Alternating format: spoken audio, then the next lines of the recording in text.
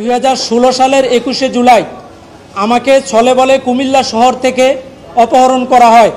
M A জাহের এবং আবু তৈয়ব ওপির এর গংদের নেতৃত্বে আমাকে কুমিল্লা শহর রেল স্টেশন এলাকা থেকে অপহরণ করে ওপির পশ্চিম বাগিচাগাঁও কুমিল্লা শহরে ওই বাসায় নিয়ে নির্যাতন করে।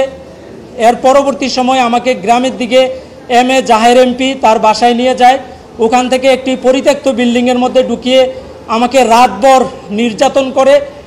সকালবেলা আমার দুই চোখ ছুরি দিয়ে উপড়াই ফেলে।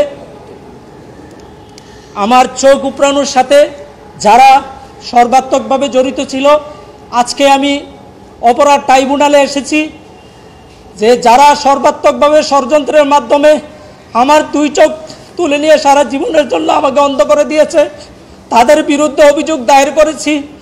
আজকের এই দিনটি আমার জীবনে আসবে আমি কখনো কল্পনা করি নাই।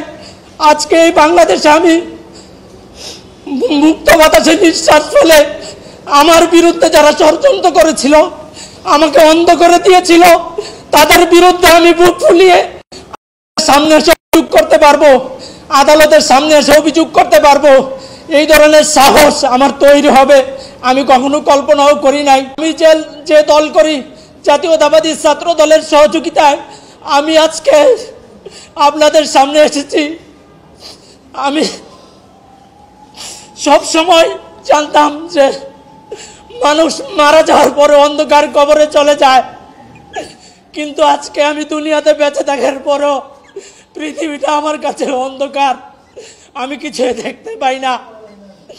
এই আমার না দেখার জন্য যারা দায়ী, আমি দেশবাসী, আমার প্রিয় দল জাতীয়তাবাদী দল বিএনপি, আপনারা যারা গণমাধ্যম কর্মী এবং দেশবাসীর কাছে আমি আমার সুষ্ঠু বিচার যেন পাই, আমি সকলের সহযোগিতা কামনা করি।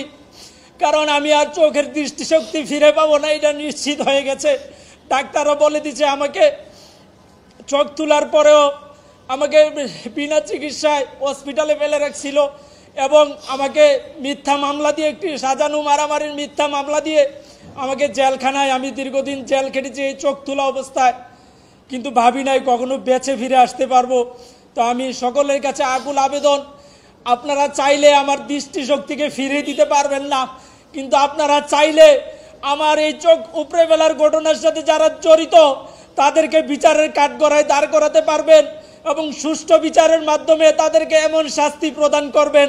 বিগত সময়ে এই বাংলাদেশের মাটিতে যারা বিভিন্নভাবে নির্যাতিত নিপীড়িত হয়েছে, আমার মতো অন্ধ হয়েছে, পঙ্গুত্ব বরণ করেছে, সকলের বিচার যেন এই বাংলাদেশের মাটিতে বাস্তবায়িত হয়। আমি আপনাদের কাছে সেই সহযোগিতা কামনা করছি।